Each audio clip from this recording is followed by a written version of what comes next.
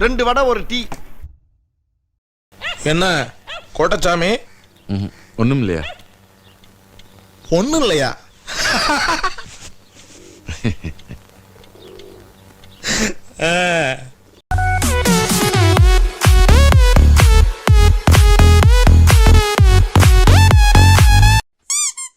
Hi guys, welcome to our channel. So இந்த வீடியோவில் வந்து என்ன பார்க்க போறோம்னா வந்து நம்ம என்னத்த சொல்றது, செகண்ட் டெஸ்ட்டோட ரிவ்யூன்னு சொல்றதா இல்லை வந்து கம்பீரோட கோச்சிங் ரிவ்யூன்னு சொல்றதான்னு தெரியல. என்னடா வீட்லயே அடிக்கிறீங்கன்ற மாதிரி தான் இருக்கு. நம்ம இந்த மேட்சை பொறுத்தளவுக்கு நிறைய கேள்விகள் இருக்கு, நிறைய ப்ராப்ளம் இருக்கு. இதை ஃபியூச்சர்ல இதுக்கப்புறம் இதை எப்படி சரி பண்ண போறாங்கன்னு தெரியல. இதை பத்தி தான் நம்ம பேச போறோம். இன்னைக்கு நம்ம கூட ஒரு அரவிந்த் தான் இருக்கான், இன்னொரு அரவிந்த் இன்னைக்கு ஜாயின் பண்ணல. ஸோ நாங்கள் தான் டிஸ்கஸ் பண்ண போறோம். தோக்குறது வந்துட்டு பார்ட் ஆஃப் த கேம் தான். பட் ஆனால் எப்படி தோக்குறோம்னு ஒன்று இருக்கு. ஒரு 400 ரன் வித்தியாசத்தில் ஹோமில் தோக்குறோம் அப்படின்னா அது வந்து இதை விட மோசமாக ஒரு விஷயம் இந்தியன் டெஸ்ட் கிரிக்கெட்டுக்கு நடக்க முடியுமானா எனக்கு தெரிஞ்சு இல்லைன்னு தான் சொல்லணும். ஒரு ஃபைட்டே இல்லை நம்ம சைட்லேருந்து. கிளியராக ஃபர்ஸ்ட் செஷன்லேருந்து டே 5 லாஸ்ட் செஷன் வரைக்கும் சவுத் ஆஃப்ரிக்கா டாமினேட் பண்ணி ஜெயிச்சு போயிருக்காங்க. எல்லாமே நிறையா விஷயங்கள் மாற்ற வேண்டியது இருக்குது. அது இப்போ மாற்ற ஆரம்பிச்சாதான் அடுத்த டெஸ்ட் சைக்கிளுக்காச்சும் நம்ம வந்து கொஞ்சம் டீசெண்டான பெர்ஃபார்மன்ஸ் கொடுக்க முடியும்னு நான் நினைக்கிறேன். எனக்கு தெரிஞ்சு இந்த டெஸ்ட் சைக்கிள் மோர் தென் ஓவர் தான் என்னை பொறுத்த வரைக்கும். சரி, இது வந்து எனக்கு இருக்க கேள்வி என்னன்னா வந்து எதை வச்சு இதை செலக்ட் பண்றாங்க டெஸ்ட் டீமுக்கு? ஐபிஎல் வச்சு செலக்ட் பண்ணி தான் போயிருக்காங்க மேக்ஸிமம். நீ பாத்தீங்கன்னா வந்து நிதிஷ்குமார் ரெட்டிலாம் ஃபர்ஸ்ட் கிளாஸ் பர்ஃபார்மன்ஸ் பார்த்தா ஒண்ணுமே இல்லை. ஃபர்ஸ்ட் கிளாஸ்ல அவன் வந்து ஸ்டேட் டீம்ல செலக்ட் ஆவானாங்கிறதே டவுட் தான். அவனை கொண்டு போய் நீ டெஸ்ட் டீம்ல ஆட வச்சிருக்கீங்க. அவன் ஆவரேஜ் ரொம்ப கேவலம். அவன் முன்ன பேட்டிங் ஆல்ரவுண்டரா, பேட்டிங் ஒழுங்கா ஆடல. சரி, பவுலிங் ஆல்ரவுண்டரா, பவுலிங் ஆது கொடுத்தீங்களா, அதுவும் கொடுக்கல. அவன் ஆஸ்திரேலியால வந்து அந்த ஒரு 100க்கு அப்புறம் அவன் ஸ்கோர் எடுத்து பார்த்தா மொத்தமாவே 140 ரன் நம்ம அடிச்சிருக்கான் 10 மேட்ச்ல. அக்ஷர் பட்டேல் போன மேட்ச்ல நல்லா ஆடினா. அக்ஷர் பட்டேல் கடைசியில அவன் தான் கொஞ்சம் இன்டென்ட் காமிச்சான். போன மேட்ச் நல்லா ஆடினியா, இந்த மேட்ச் நீ உட்காரு அப்படின்னு உட்கார வச்சிட்டாங்க. அவனை உட்கார வச்சுட்டு இவனை ஆட வச்சிருக்காங்க. இப்போ போன மேட்ச் பிரஸ் காமிச்சு தான் சொன்னா வந்து அக்ஷர் பட்டேல் வந்து சூப்பரான இன்டென்ட் காமிச்சா பேட்டிங்ல, அவன மாதிரி எல்லாரும் ஆடணும்னு சொன்னாங்க கம்பீர். அடுத்த மேட்ச் நீ உட்காரு பார்த்தா உட்கார வச்சுட்டாங்க. அக்ஷர் பட்டேல் பிளேஸ் போச்சு. இப்ப அடுத்த டெஸ்ட் ஆடுவானாங்கிறதே தெரியாது. அக்ஷர் பட்டேல உட்கார வச்சிட்டாங்க. டிரான்சிஷன் ஃபேஸ் அது இதுன்னு சொல்றாரு கம்பீர். ஏதாச்சும் ஒரு பொசிஷன் 3 பிளேயர் வந்துட்டு ரிட்டையர் ஆயிருக்காங்க, ரோஹித், கோலி அண்ட் அஸ்வின். ஸோ ஒரு 3 இல்லை 4 ஸ்லாட்டை நம்ம ஃபில் பண்ணோம்னா அதுக்கான ரீப்ளேஸ்மெண்ட் தேடலாம். பிளேயிங் லெவலே நம்ம வந்துட்டு எக்ஸ்பெரிமெண்ட் பண்ணி தான் செட் பண்ண வேண்டியதா இருக்கு. அப்படி இருக்கிறப்ப இப்போ எப்படின்னா ஒரு இந்த இமேஜ் பசல்லாம் இருக்கும், அது குட்டி குட்டியா பிரிச்சு வச்சிருப்பாங்க, அதெல்லாம் சேர்க்கிற மாதிரி. அதாவது என்ன இமேஜ் நமக்கு ஃபர்ஸ்ட் தெரிஞ்சாதான் அது வந்துட்டு நம்ம அசம்பிளே பண்ண முடியும். குருட்டாம்போக்கில் ஒன்று அங்கேயும் இங்கேயும் வச்சு ஏதோ ட்ரை பண்ற மாதிரி தான் எனக்கு ஃபீல் ஆகுது. டிரான்சிஷன் பீரியட்னு அவன் ஒன்று சொன்னான் கடைசியா, கம்பீர் சொன்னாரு. அதை நான் ஒத்துக்கவே மாட்டேன். என்ன டிரான்சிஷன் பீரியட்? நீங்க யாரு 3 பேரை அமுச்சு விட்டீங்க? அந்த 3 பேரை நீங்க தான் ஃபோர்ஸ் பண்ணி அமுச்சு விட்டீங்க. அவங்க ரிட்டையர் ஆகுறதாவே கிடையாது. அப்படி ஆகணும்னு முடிவு பண்ணாங்க. எதுக்கு வந்து ஃபர்ஸ்ட் கிளாஸ் மேட்ச் ஆட போறாங்க? வந்து ரஞ்சி டிராஃபில விராட் கோலி எதுக்கு ஆடணும், ரோஹித் சர்மா வந்து எதுக்கு ஆடணும்? ஆடி அதுதான் அவங்க கடைசி மேட்சா அவங்க போறத. ஸ்குவாட அனௌன்ஸ் பண்ண 3 நாளைக்கு கில்லு கேப்டன் அனௌன்ஸ் பண்ண 3 நாளைக்கு மட்டும் தான் ரோஹித் சர்மா ரிட்டையர்மெண்ட் அனௌன்ஸ் பண்ணான். அந்த லெவலில் வச்சிருந்தாங்க. இன்னொன்னு இந்த டிரான்சிஷன் சொல்றதை நான் வந்து ஒத்துக்கவே மாட்டேன். என்னன்னா வந்து அப்படி பார்த்தா கேபா டெஸ்ட் எப்படி நம்ம ஜெயிச்சோம்? அப்ப யாருமே கிடையாது டீம்ல. அப்படி பண்ண முடிஞ்ச டீமால ஹோம்ல ஒரு டெஸ்ட் மேட்ச் ஜெயிக்க முடியல. ஹோம்ல அக்செப்டன்ஸ் ஃபர்ஸ்ட் ஒண்ணு வேணும். ஃபர்ஸ்ட் நம்ம வந்து நான் தப்பு பண்ணிருக்கேன், ஓகே இது தப்பு, எங்க டீம் பண்ணல அப்படின்னு அக்செப்டன்ஸ் வேணும்.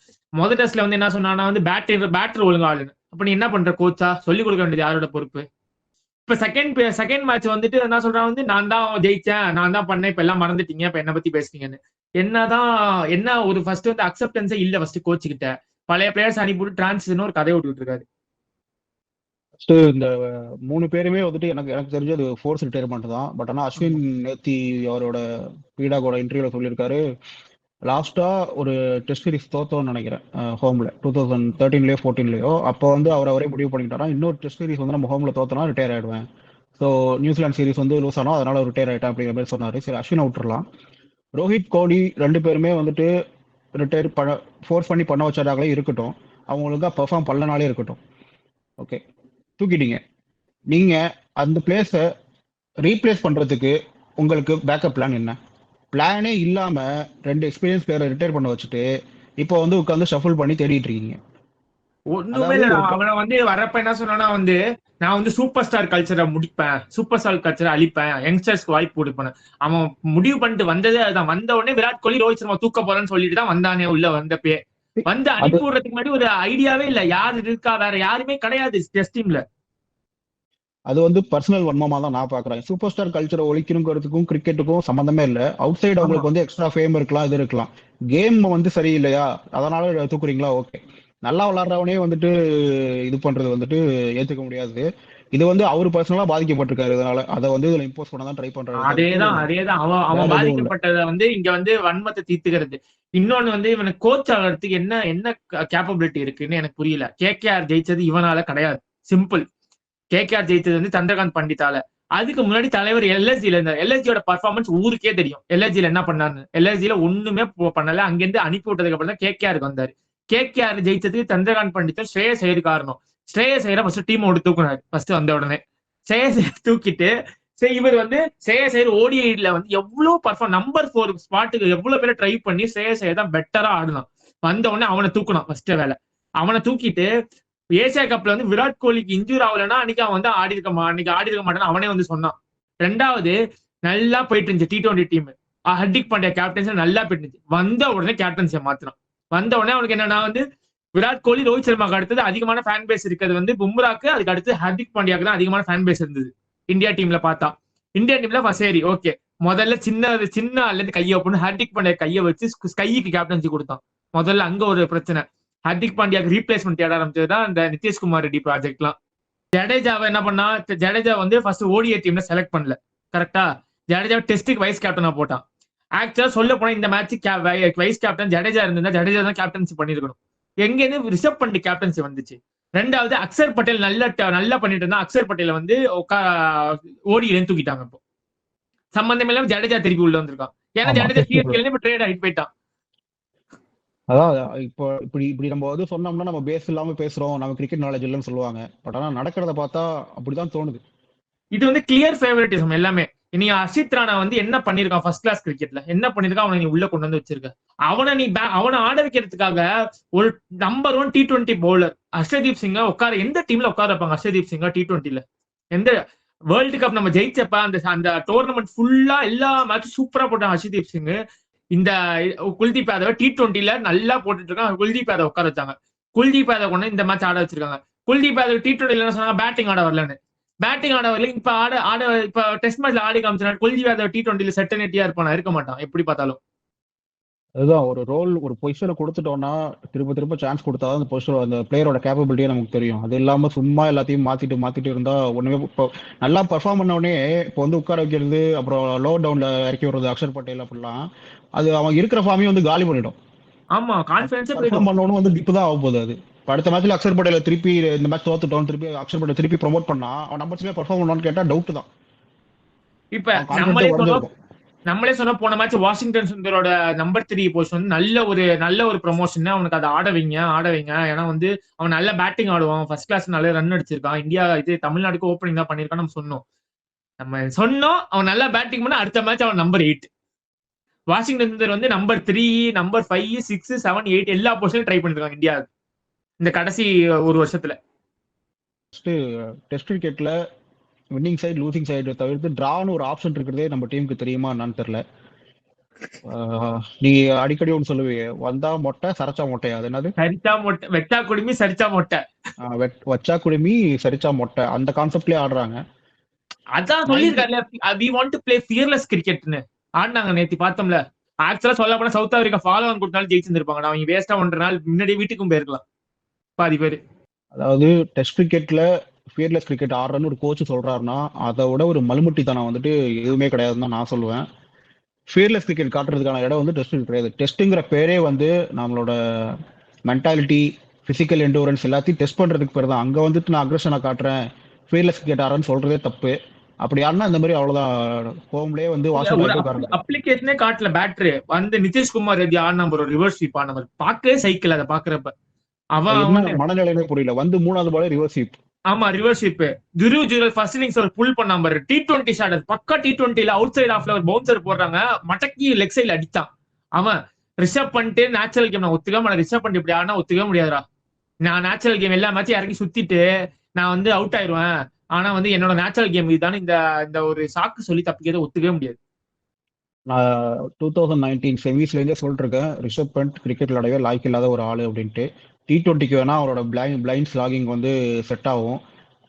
ஓடிஐ ஓகே, டெஸ்ட்ல வந்து பெர்ஃபார்ம் பண்ணியிருக்காரு, நான் இல்லைன்னு சொல்ல, ரன்ஸ்லாம் அடிச்சிருக்காரு. பட் ஆனால் ஒரு சுச்சுவேஷனுக்கு தகுந்த மாதிரி அடாப்ட் பண்ணி ஆடுறது வந்துட்டு நான் பார்க்கவே முடிய மாட்டேது அவர்கிட்ட. நீ சொல் மேட்ச் டிராப் பண்ணணும், 400 ரன் 500 ரன்னுக்கு மேல அடிக்கணும். அப்போ வந்து இறங்கி ஒரு 6 விட்டான். பைத்தியக்கார மாதிரி தான், எனக்கு வந்து பைத்தியத்தை பாக்குற மாதிரி தான் ஃபீல் ஆச்சு இறங்கி 6 அடிச்சப்ப எனக்கு அந்த பால். அது இப்பன்னு நம்ம வந்து ரிஷப் பண்டோட பெருமையா பேசுறதே அந்த கபா டெஸ்ட் தான். அதிலே வந்துட்டு 15 பால்குள்ள அவுட் ஆக வேண்டியது, பயங்கரமான ஸ்டெம்பிங் வந்து மிஸ் விட்டுட்டாங்க. அதுவும் இதே மாதிரி இறங்கி வந்து சுத்தினது தான். பேட்டுக்கும் நல்ல பாலுக்கும் கீப்பரா சம்பந்தமே தான் இல்லை. அடிச்சிருப்பான், டிம் பைன் வேஸ்ட் அவன் விட்டான். ஃபியர்லெஸ் கிரிக்கெட்டுக்கும் கேர்லெஸ் கிரிக்கெட்டுக்கும் வித்தியாசம் இருக்கு. ரிஷப் பண்ட் ஆடுறது கேர்லெஸ்ஸான ஒரு கிரிக்கெட், நான் அதான் சொல்லுவேன். ஃபியர்லெஸ்னோ அக்ரஷனோ நான் சொல்லவே மாட்டேன். அட்லீஸ்ட் டிராவாவது பண்ணும். இந்த ஒரு ஹியூமிலியேட்டான லாஸுக்கு வந்து இந்தியா டீம் வந்து நிக்குது. எய்தர் டிரா கூட விடுறா, அட்லீஸ்ட் லஞ்ச் வரைக்கும் பேட்டிங் பண்ணிருக்காங்க. லஞ்ச் கூட பேட்டிங் பண்ணலடா. காலையிலே 10 மணிக்கு ஆபீஸ் போற 11:30 12 மணிக்கு ஆல் அவுட் ஆயிட்டாங்க எல்லாரும். 12:30 ஆல் அவுட் ஆயிட்டாங்க. நடுவில் டீ பிரேக் எடுத்தாங்க, அடுத்து ஆல் அவுட் ஆயிட்டாங்க ஃபுல்லா. அது இன்னொரு முக்கிய விஷயம். 8 விக்கெட் ஹேண்ட்ல இருக்கு டே 5ல. 90 ஓவர் நிக்க முடியாது ஹோம் கிரவுண்ட்ல. எனக்கு புரியவே இல்லை. பேட்டிங் பண்ண முடியாது. என்னடா ஒரு ஓடிஐ மேட்ச்க்கு 50 ஓவர் 2 ஓடிஐ மேட்ச் நினைச்சு பேட்டிங் பண்ண வேண்டியது. 11 பேர் நிக்கிறீங்க நீங்க. நான் சொல்றேன், புஜாரா இல்லாட்டா ரஹானே எடுத்திருந்தா, புஜாராலாம் இருந்தாலும் சாலிடா அந்த பிச்சில் 150 பால் நின்றுப்பான். ரன்னே வந்திருக்காது, சாலிடா 150 பால் நின்றுப்பான். உடம்புலையும் கையிலையும் அடியை வாங்கிட்டு நின்றுப்பான் டிரா பண்றதுக்காக. பட் அந்த அதுதானே டெஸ்ட் கிரிக்கெட், அதுதானே நீ பண்ணணும். புஜாரா போய் அன்னைக்கு அங்க நின்னா, ஆஸ்திரேலியால போய் அவ்வளவு அடி வாங்கினா எதுக்கு நின்னா? ஒரு சைடு நீ முடிஞ்சா விக்கெட்டை முடிஞ்சா எடுன்னு சொல்லி பவுலர் டயர்ட் பண்ணாத. இவங்க என்ன பண்ணாங்கன்னா, சைமன் ஆர்மர் வந்த உடனே ஓவர் கேஎல் ராகுல் அவுட் ஆகிறான். என்ன ஷாட் அது, பால் அவுட் சைட் ஆஃப்ல பிச் ஆகுது, அவன் மிட் ஆன்ல சிங்கிளுக்கு தட்டுறான். கேஎல் ராகுல் வந்து இன்னொன்னு அவனும் புரிஞ்சுக்கணும், அவன் தான் சீனியர் ப்ரோ. அவன் ஆடுறது வந்து ஒத்துக்கவே முடியாது. அவன் ஒரு எஸ்டாப்ளிஷ்டான சீனியர் ப்ரோ மாதிரியே இல்ல. நான் 60 டெஸ்ட் ஆடி இருக்கான், 60 டெஸ்ட்டுக்கான ஸ்டாட்ஸும் இல்ல இப்போதைக்கு. வர ஓப்பனர் நம்மள்ட்ட அவனை தவிர இல்ல. ஆனா அவனையும் ப்ரெஷரான மேட்ச்ல வந்து அவன் பண்றதை பார்த்தா ஜோக்கர் மாதிரி தான் இருக்கு கேஎல் ராகுல் பண்றதை பார்த்தாலும். கேஎல் ராகுல்லாம் வந்து என்ன கேட்டீங்கன்னா, நான் பெர்ஃபெக்டான டெஸ்ட் பிளேயர் சொல்லுவேன். ஏன்னா ஓடிஐ T20லயே வந்து டெஸ்ட் இன்னிங்ஸ் ஆடக்கூடிய கேப்பபிள் இருக்கிற ஒரு பிளேயர் தான் கேஎல் ராகுல். ஆமா இருக்கு. நம்ம வேர்ல்டு கப் ஃபைனல்ல ஒரு அருமையான டெஸ்ட் நாக் ஆடி இருக்காரு. நடுவுல பஞ்சாப் கேப்டனா இருந்தப்போ ஐபிஎல்லே நிறைய டெஸ்ட் இன்னிங்ஸ் எல்லாம் ஆடி இருக்காரு, இல்லைன்னு சொல்ல முடியாது. பட் ஆனா அவர்லாம் கேஎல் ராகுல்லாம் பெர்ஃபார்ம் பண்ணாததான் வந்து ரொம்ப கஷ்டமா இருக்கு. ரிஷப் பண்ட் மாதிரி பிளேயர்னா நேச்சரே அதான் வந்து சுத்திட்டு அவுட் ஆயிட்டு போயிடறான்னு சொல்லிட்டு விட்டுறலாம். ராகுல்லாம் கேப்பபிள் இருக்கிற பிளேயர், அவராலே வந்து நிக்க முடியலங்கிறது. ஆமா, இங்கிலாந்துல நீ நல்லா செஞ்சுரி அடிச்சிருக்க, ஹோம்ல வந்து நீ வந்து உன்னோட டெம்பரமெண்ட்டை காட்டணும். நீ வந்து நிக்கணும் ஃபர்ஸ்ட். கேஎல் ராகுல்லாம் வந்து நான் வந்து கேஎல் ராகுல் 100 பால் ஆடுவான்ப்பா அப்படின்னு ஒரு நம்பிக்கை இருக்கணும். இப்ப நீ வந்து எக்ஸாம்பிளுக்கு புஜாரா இறக்கி விட்டினா, புஜாரா அவுட் ஆகலாமான்னு, அவுட் ஆக முடியுமான்னு யோசிப்பாங்க ஆப்போனன்ட் பவுலர். இவன் எவ்வளவு நேரம் நிக்க போறான்னு யோசிப்பாங்க, எவ்வளவு ரன் அடிக்க போறான்னு யாரும் யோசிக்க மாட்டாங்க. புஜாரா இறங்கினா எவ்வளவு நேரம் ஆடுவான்டா அப்படின்னு தான் யோசிப்பாங்க. அந்த மாதிரி ஒரு பேட்டரே கிடையாது, அந்த மாதிரி ஒரு பேட்டரே நம்ம டீம்ல இல்ல. ரோஹித் கோலிலாம் வந்து லிஸ்ட் ஏ கிரிக்கெட் ஆடினாதான் எலிஜிபிள் செலக்ஷன் சொல்றாங்க. அப்போ என்ன பிரயோஜனம் ஃபர்ஸ்ட் கிளாஸ் கிரிக்கெட் ஆடுறவனுக்கு டெஸ்ட்ல இடம் இல்லைன்னா? ஆமா, நீ சொல்லு. அப்ப அபிமன்யு ஈஸ்வரன் வந்து 4 வருஷமா டீமோட சுத்திட்டு இருக்கான். அவனுக்கு அப்புறம் 15 பிளேயரா என்னமோ டெபியூ ஆயிருக்காங்க, நம்பர்ஸ் கரெக்டா தெரியல, ராங். வந்து அதுக்கப்புறம் வந்து சர்ஃப்ராஸ் கான் 150 அடிச்சா அந்த ஹோம் டெஸ்ட்ல. ஆஸ்திரேலியாவில் கூட்டு போய் இறக்கவே இல்லை, விளையாடவே வைக்கல, அவ்வளவுதான் அதோட drop. Rinku Singh test cricket first class கிரிக்கெட்ல ஆவரேஜ் 58 வச்சிருக்கான். வண்டியா ரன் அடிச்சிருக்கான். நிதிஷ்குமார் ரெட்டி ஆவரேஜஸ் 24, அவன் டீம்ல இருக்கான். ஸ்டேட் டீம்ல எடுக்க மாட்டாங்க, ஆந்திரா ஸ்டேட் டீம்ல கூட நிதிஷ்குமார் ரெட்டியே சேர்த்துக்க மாட்டாங்க. சர்ஃப்ராஸ் கான் யோசிச்சு பாரு, எவ்வளவு ரன் அடிச்சிருக்கான். அவ்வளோ ரன் அடிச்சவன நீ வந்து ஹோம்ல வந்து ரஞ்சியில என்ன, அப்புறம் எதுக்கு அதை வேல்யூ பண்ணி எதுக்கு நடத்துறீங்க ஃபர்ஸ்ட்? அதுல வந்து ஒருத்தவங்க அவ்வளவு ரன் அடிக்கிறாங்க ஹோம்ல. கருண் நாயர் எவ்வளவு ரன் அடிச்சிருக்காங்க. கருண் நாயர் கொண்டு போய் இங்கிலாந்துல இறக்கி விட்டீங்க. சரி, இங்கிலாந்துல இறக்கி விட நல்லா பண்ணல, நான் ஒத்துக்கிறவன் நல்லா பண்ணலன்னு. ஒரு சீரீஸை தூக்குற அளவுக்கு தூக்கணும்னா அப்ப சாய் சுதன் ஏன் தூக்கல? இங்கிலாந்துல என்ன பண்ண சாய் சுதன்? ஒண்ணும் பண்ணல, அவனை தூக்கல. நிதிஷ்குமார் ரெட்டி என்ன பண்ணிருக்கான்? அந்த ஒரு செஞ்சுரிக்கு அப்புறம் எதுவுமே பண்ணல, அவனை தூக்கல. ஹர்ஷித் ராணா டெஸ்ட்ல என்ன பண்ணிருக்கான்? இப்ப ஃபாரின் போனா ஃபர்ஸ்ட் செகண்ட் சீமர் பும்ரா கிடையாது, ஹர்ஷித் ராணா தான் இருக்கான். முகமது ஷமி எடுக்கல. முகமது ஷமி வந்து ரஞ்சில இப்ப நல்லாவும் பர்ஃபார்ம் பண்ணி நிறைய விக்கெட் எடுத்திருக்கான் பெங்காலுக்கு. முகமது ஷமி எடுக்கல. கருண் நாயருக்கு வந்து இந்தியாவில் இருக்க எல்லா கண்டிஷனும் தெரியும், ட்வீட் போட்டிருக்கான், அவனே எடுக்கல. சர்ஃப்ராஸ் கானே எடுக்கல. எந்த ஃபர்ஸ்ட் கிளாஸ்க்கு வந்து எந்த ரெகக்னேஷன் கிடையாது. ஐபிஎல் ஆடுறியா, நீ ஃபேமஸா இருக்கியா, உள்ள போடுவேன். உனக்கு ஒரு ஃபேன் பேஸ் வருதா, அவனை தூக்கிடுவேன். யாருக்கெல்லாம் ஃபேன் பேஸ்லயே உள்ள வாங்க, ஃபேன் பேஸ் வந்து தூக்கிடுவாங்களே. இந்த ஒரு சர்க்கிள்லயே யாருக்கு எந்த பொசிஷன் ஆட போறேன்னு தெரியாது. நான் அடுத்த மேட்ச் இருப்பேனான்னு தெரியாது. நான் விளையாடுவேனா, என்ன விளையாட வைப்பாங்களான்னு தெரியாது. அடுத்த மாதிரி டீம்ல இருப்ப அந்த பிளே 15ல இருப்பாங்கிறது டவுட்ல இருக்கு எல்லாருக்குமே. எல்லாம் வந்து பிளேயர்ஸுக்காக தான் விளையாண்டாங்க இந்த மேட்ச். சொல்ல போனா சாய் சுதர்சன் எல்லாம் பாரு 150 120 பால் ஆடினான். அவன்லாம் வந்து இந்த மேட்ச்ல அதிகமான பால் விளையாடினா கூட என்ன ரெகனைஸ் பண்ணுவாங்கன்ற ஒரு மனநிலைக்கு தான் ஆடின மாதிரி தான் இருந்துச்சு எனக்கு பார்த்தா. குல்தீப் யாதவ் தான் கத்துக்கணும் எப்படி பேட்டிங் ஆடணும், ஆடி காமிச்சா. குல்தீப் இப்ப இருக்கிற நம்ம டாப் ஆர்டரை விட குல்தீப் யாதவ் டிஃபென்ஸ் சூப்பரா ஆடுறான். ஆமா, கத்துக்கணும். அவன் விக்கெட் அவன் காமிச்ச விக்கெட்டோட வேல்யூ என்ன, என் விக்கெட் எடுக்க நீங்க எவ்வளவு பால் போட்டு எவ்வளவு கஷ்டப்படணும்னு காமிச்சான் குல்தீப் யாதவ். நைட் வாட்ச்மேன், அதாவது ஒரு எக்ஸ்பீரியன்ஸ்டு பேட்டர் லாஸ்ட் ஒரு 5-10 ஓவர் ஆட முடியாதான். ஒரு ஆல்ரவுண்டர் கூட இல்ல, ஒரு பவுலர் அந்த இடத்துக்கு வந்து அனுப்பி விட்டு அந்த லாஸ்ட் அந்த 10 ஓவர்ல விக்கெட்டை காப்பாற்ற விடுறான். அவன் காப்பாத்திட்டான், ஓகே. பட் டே 5க்கு உங்களோட பிளான் என்ன? டே 5 காலைல 9-10 மணிக்கு குல்தீப் யாதவ் வந்து இறங்கணும். நான் எவ்வளவு நேரம் நிக்க முடியும்? எவ்வளவு நேரம் ஆட முடியும்? அவுட் தான் ஆக போறான். 1 ஹவர்க்குள்ள மேக்ஸிமம் அவுட் ஆயிடுவான். ஜெய்ஸ்வால் விட்டுற இந்த சீரிஸ் அடிக்கல. ஜெய்ஸ்வால் நான் வந்து எதுவுமே சொல்ல. கேஎல் ராகுல் மாறணும். கேஎல் ராகுல்லாம் வந்து டெஸ்ட்ல பயங்கரமா ஷைனா கேப்பபிள் இருக்கிற பிளேயர். கண்டிப்பா மாத்தணும், அப்ரோச் மாத்தினார்னா நல்லா இருக்கும்னு நினைக்கிறேன். அவனுக்கு வந்து இவ்வளவு நாள் சான்ஸ் கிடைக்கலன்னு எவ்வளவு பேருக்கு சொல்லிட்டு இருந்தாங்க. ரோஹித் சர்மா ரிட்டையர் ஆனதுக்கு அப்புறம் ஓப்பனிங் ஸ்பாட் கிடைச்சது, அதை நீ யூஸ் பண்ணிக்கணும்ல, பண்ணிக்கவே இல்லை. எவ்வளவு ஆல்ரவுண்டர் தான் தேவை உங்க டீமுக்கு எனக்கு சொல்லுங்க. 11 ஆல்ரவுண்டர் இருந்தா ஓகேவா டெஸ்ட் விளையாட? இந்த இது வந்து சிஎஸ்கே தான் ஞாபகப்படுத்துது. நம்பர் 11 வரைக்கும், நம்பர் 10 வரைக்கும் பேட்டிங் ஆடணும் அப்படிங்கிற மைண்ட் செட் வந்து டெஸ்ட்டுக்கு தேவையானா கிடையவே கிடையாது. சாலிடா ஒரு 5-6 பேட்டரு, 2 ஆல்ரவுண்டர், ரிமைனிங் பவுலர்ஸ் இருக்கணும். இதுதான் கரெக்டான ஃபார்மட். டெஸ்ட்டுக்கு 5 பவுலர் போதும். மொத்தமாவே 5 பவுலர் போதும், இன்க்ளூடிங் ஆல்ரவுண்டர். ஹர்ஷித் ராணாவையும் உள்ள கொண்டு வந்துட்டு பும்ரா வெளில அமைச்சிட்டு 11 ஆல்ரவுண்டர் உள்ள எடுத்துக்கணும். குல்தீப் யாதவோட கான்பிடன்ஸ் எப்படா இருக்கும் நீ யோசிச்சு பாரு. நீ பேட்டிங் பிடிக்க மாட்டே அதனால நீ ஆட மாட்ட T20, நீ பேட்டிங் பிடிக்க மாட்டே அதனால ODI ஆட மாட்ட அப்படின்னு இருந்தா அவன் கான்பிடன்ஸ் எப்படி இருக்கும்? அப்ப நீங்க என்ன நினைக்கிறீங்க? அவனோட பிரைமரி ஸ்கில்ல விட்டு பேட்டிங் கத்துக்கோன்னு சொல்ல வராங்க. நீ உன் பிரைமரி ஸ்கில்லாம் தேவையில்ல எனக்கு, நீ பேட்டிங் ஆடினா உன் பிரைமரி ஸ்கில் நாங்க யூஸ் பண்ணிக்கிறோம். சரி, அப்படிதான் சொன்னீங்க. வாஷிங்டன் சுந்தர் போய் எத்தனை ஓவர் கொடுத்தீங்க? ரெண்டு மேட்ச் சேர்த்து பார்த்தா. நிதிஷ்குமார் ரெட்டியை கூட்டு போனீங்க, எத்தனை ஓவர் கொடுத்தீங்க? எதுவுமே கொடுக்கல. அப்புறம் எதுக்குதான் ஆல்ரவுண்டர் எடுத்துட்டு போறீங்க? அப்ப ஒரு ஸ்பெஷலிஸ்ட் பேட்டரு, ஒரு ஸ்லாட்டை நீங்க வந்து ஒரு ஆல்ரவுண்டர் ஃபில் பண்ணீங்களா? அந்த பேட்டருக்கான அப்ப பேட்டர் பவுலிங் கத்துக்கணுமா இல்ல பவுலர் பேட்டிங் கத்துக்கணும்? இதுதான் சொல்ல வரீங்க. இல்ல, இது என்ன தெரியுதுன்னா ஒரு கேம் பிளான் இல்ல. அதாவது பவுலிங் ஆப்ஷன் நிறைய இருந்தா எல்லாருக்கும் ஓவர் கொடுப்போம், யார் விக்கெட் எடுக்கிறானோ அவங்க நிறைய ஓவர் கொடுப்போங்கிற மைண்ட் செட் தானே தவிர்த்து ஒரு கரெக்டான பிளான் இருந்துச்சுன்னா நீங்க இவ்வளவு பவுலர்ஸோட போவே மாட்டீங்க. ஃபர்ஸ்ட் 5 பவுலர் போதும் டெஸ்ட்டுக்கு. ஆல்ரவுண்டர் லெஃப்ட் ரைட் காம்பினேஷன் பைத்தியம் போடுங்க. அந்த லெஃப்ட் ரைட் காம்பினேஷன் கேட்டல டென்ஷன் ஆகுது எனக்கு இப்பலாம். அவன் கம்பீர் பண்றது வந்து இந்த ஒரு நாள் லெஃப்ட் கையில சாப்பிட, ஒரு நாள் ரைட் கையில சாப்பிடான்னு நினைக்கிறேன். லெஃப்ட் ரைட் காம்பினேஷன்ல மெயின்டைன் பண்றதுக்கு லெஃப்ட் ஹேண்டருக்கு வந்து ஆஃப் ஸ்பின்னர் தான் போடணும், லெஃப்ட் ஆர்ம் ஸ்பின்னர் போடக்கூடாது, ரைட் ஹேண்டர் கொடுத்து ஆஃப் ஸ்பின்னர் போடக்கூடாது. என்ன பைத்தியம் மாதிரி ஃபீல் ஆகுறேன்டா நான் அதை பாக்குறப்ப எனக்கு. சவுத் ஆப்பிரிக்கா பாருங்க, off spinner Simon Harper left hander இருந்தாலும் சரி ரைட் இருந்தாலும் சரி ஒரே பவுலர் தான் அத்தனை விக்கெட் ஃபீல் பண்ணிட்டு போனான்.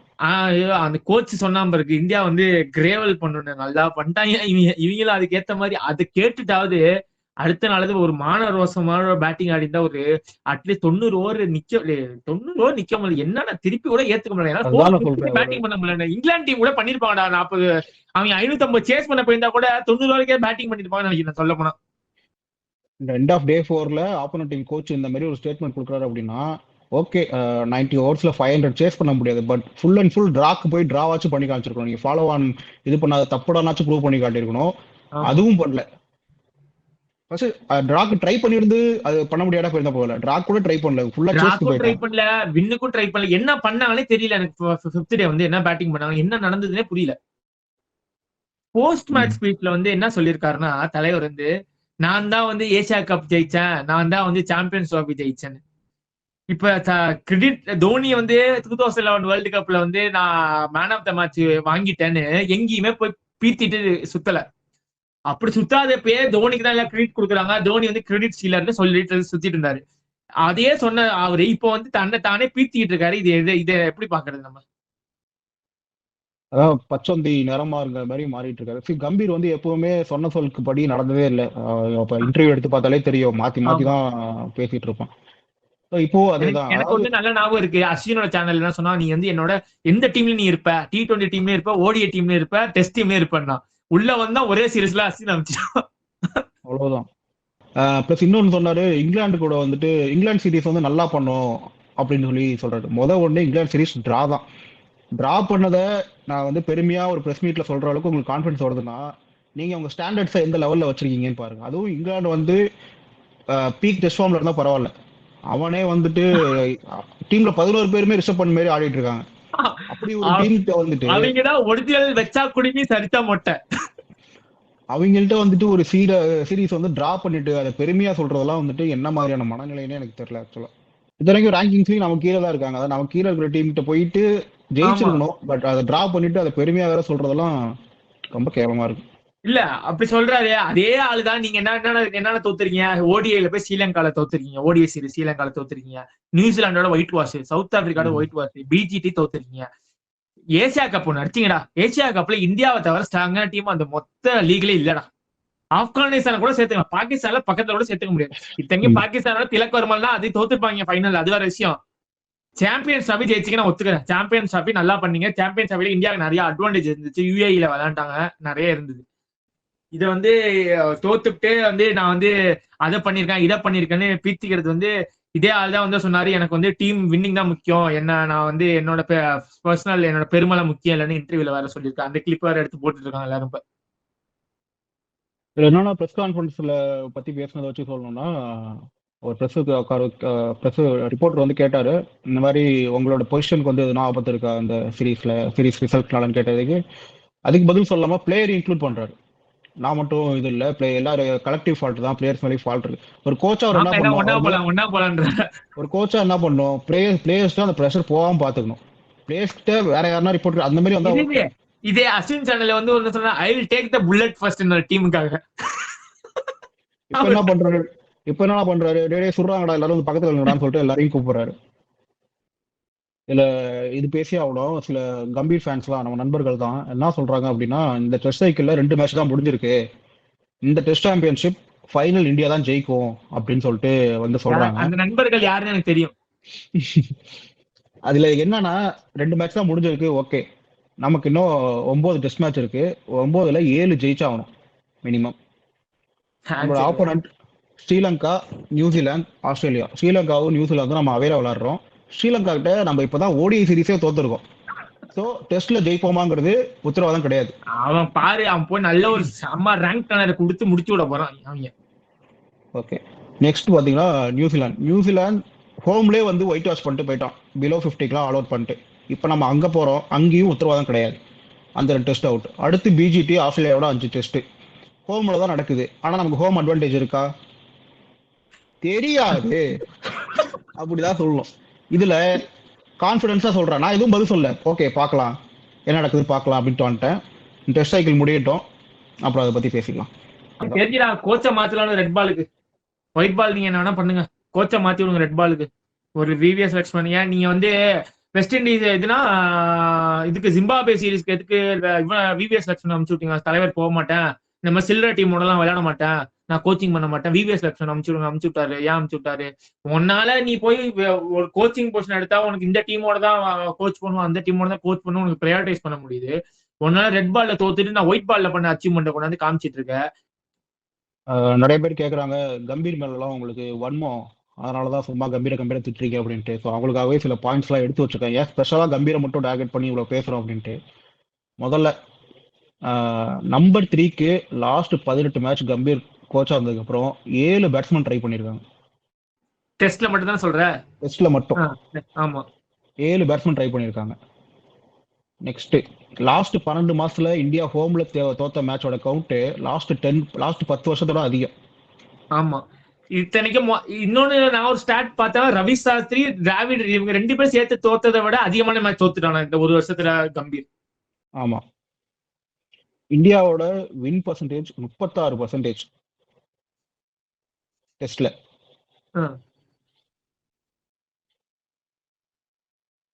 ஃபர்ஸ்ட் இன்னிங்ஸ்ல 350க்கு மேல அடிச்சது 2 வாட்டி தான். 18 டெஸ்ட்ல 2 இன்னிங்ஸ்ல மட்டும்தான் 350+ ஸ்கோரே அடிச்சிருக்காங்க இந்தியா, ஹோம் அண்ட் அவே 2 சேர்த்து தான். ஒரு 100 ரன் பார்ட்னர்ஷிப் கூட இல்லை லாஸ்ட் 10 டெஸ்ட்ல. அப்புறம் இன்னொன்னு, லாஸ்ட் 6 டெஸ்ட்ல 150 கீழே 4 டைம் அவுட் ஆயிருக்காங்க, ஆல் அவுட் ஆயிருக்காங்க. 150 ரன் சொற்ப ரன் சொல்லலாம். 150 ரன் 10 ஓவர்ல எஸ்ஆர்எஸ் டீம் அடிக்கிற ரன். நம்மளும் ஐபிஎல் பத்தி பேசினா அதையும் தான் சொல்ல போறாங்க, ஏன் ஐபிஎல் எடுக்கிறீங்க டெஸ்ட் சொல்லிட்டு. ஆமா, நீங்க ஐபிஎல் விளையாடுறவங்க தானே எடுத்திருந்து வச்சிருக்கீங்க. இன்னும் கொஞ்ச நாள் அபிஷேக் சர்மா ஓப்பனிங் வந்தாலும் ஆச்சரியப்படுறதுக்கு இல்ல. பவுலிங் போலாம் 2 ஓவர் ஸ்பின்னு. லாஸ்ட் 15 டெஸ்ட்ல 23 பிளேயர்ஸ் யூஸ் பண்ணிருக்காங்க. Double the playing 11. 2 டீம் ஆட வேண்டிய பிளேயர்ஸ் வந்துட்டு டபுள்ஸ்ல மட்டுமே மாத்தி மாத்தி ஆடி இருக்காங்க. அப்ப எந்த அளவுக்கு ஒரு அன்சர்டனிட்டி இருக்கும், யாருக்குமே உத்தரவாதம் கிடையாது. கம்பீர் கோச் ஆனதுக்கு அப்புறம் நம்மளோட டாப் ஆர்டர் ஆவரேஜ் எந்த பேட்ஸ்மேனுக்குமே 35க்கு மேல இல்ல, பிலோ 35. ரொம்ப ரொம்ப ரொம்ப போரான ஒரு நம்பர் இது. பேட்ஸ்மேனோட ஓவரால் ஆவரேஜ் எல்லாம் பாத்தீங்கன்னா பெட்டரா தான் இருக்கு. ஆஃப்டர் கம்பீர் டென்யூர் பிலோ 35னா அப்ரோச்ல தான் பிரச்சனை. பிளேயர்ஸ் குறை சொல்றதுல எனக்கு உடன்பாடு இல்ல. பிச்சிங் குறைய சொல்லாதீங்க, ஒத்துக்க மாட்டேன். பிச்சை குறை சொன்னா ஒத்துக்க மாட்டேன். அப்ரோச் அவங்க கொடுக்குற அந்த ஸ்ட்ராட்டஜி தான் ப்ராப்ளம். அது ஆப்வியஸா அது கோச் கிட்ட தான் போய் சேரணும். இந்த மேட்ச் கிளியரா பார்த்தோம் பிச்சு பிரச்சனையானு. சவுத் ஆப்பிரிக்கா ஃபர்ஸ்ட் இன்னிங்ஸ் ஆடினாங்க, சூப்பரா ஆடினாங்க. நம்ம வந்து செகண்ட் இன்னிங்ஸ் ஆல் அவுட் ஆனோமா, தேர்ட் இன்னிங்ஸ் வந்து பயங்கரமா திருப்பி ஆடினாங்க.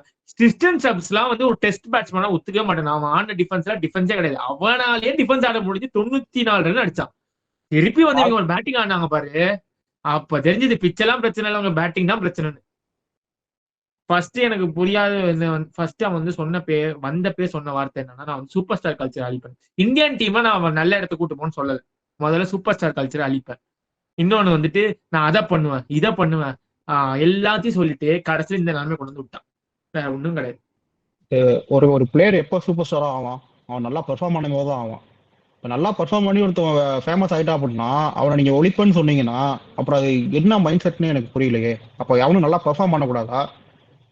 அக்ஷர் T20 வைஸ் கேப்டன் ஆக இருந்தான், அதுவும் ஞாபகம் இருக்குல்ல. கில்லு வரதுக்கு முன்னாடி அக்ஷர் தான் vice captain T20. Sanju Samson South ஆப்பிரிக்கால 140 ரன் அடிச்சான்.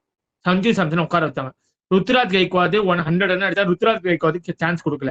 சஞ்சு சாம்சன் ஓடிஎல் நல்லா பர்ஃபார்ம் பண்ணவன ஓடிஎல் இருந்து கட் பண்ணி T20 கூட்டு வந்தாங்க. T20 கூட்டு வந்து திருப்பி போய் அவன் 2 செஞ்சுரி திருப்பி அடிச்சான். பேக் டு பேக் செஞ்சுரி அடிச்சதுக்கு அப்புறம் சஞ்சு சாம்சன் கில்லுக்காக உட்கார வச்சிருக்காங்க. ஹர்ஷதீப் சிங்கால தான் நம்ம வேர்ல்டு கப்பை ஜெயிச்சோம். ஹர்ஷதீப் சிங்குக்கு அதுக்கப்புறம் எத்தனை T20 மேட்ச் ஆடிருக்கான்னு யாருக்குமே தெரியாது. கையை விட்டு எண்ணில ஹர்ஷதீப் சிங் ஆடின மேட்ச் அந்த லெவல்ல இருக்கு. அஷித் ராணா என்ன பண்ணிட்டு இருக்கானே தெரியல. அவன் இந்தியன் டீம் செலக்ட் ஆகிறதுக்கான கேப்பபிலிட்டி இருக்க பிளேயரானே நான் ஒத்துக்க மாட்டேன். அஷித் ராணா ஃபேன்ஸ் எல்லாம் ஓகே, கம்பீர் ஃபேன்ஸ் எல்லாம் இருக்கு, நீங்க எல்லாம் இருங்க, பிரச்சனை இல்ல. இப்போ உங்க நல்ல பேட்டர் தான், நல்லா தான் விளையாண்டான், ஒயிட் பால் ஃபார்மேட்ல சூப்பரா விளையாண்டான், வேர்ல்டு கப்ல நல்லா தான் அடிச்சான், யாரும் கிரெடிட்ஸ் கொடுக்காமலாம் இல்ல. அதெல்லாம் வச்சுட்டு நீங்க வந்து இப்ப பண்றதை வந்து யாரும் டிஃபெண்ட் பண்றதை நான் ஒத்துக்கவே முடியாது என்னால. நம்ம வேணா ஒண்ணு பண்ணலாம். இப்படின்னா கூட்டமா கத்தியாச்சும் மஹிபாய்ட்ட சொல்லி அந்த மேன் ஆஃப் த மேட்ச் வந்து கம்பீருக்கே கொடுக்க சொல்லிடலாம். அப்பதான் அடங்குவான். இல்லாட்டா வந்து வன்மத்தை கக்கிட்டே தான் இருப்பான் எத்தனை வருஷம் ஆனாலும். நீ வர்றதே நீயே ஒரு வேஸ்ட். உன் கூட 4 வேஸ்ட் பேக்கேஜ் வேற கூட்டு வந்திருக்க.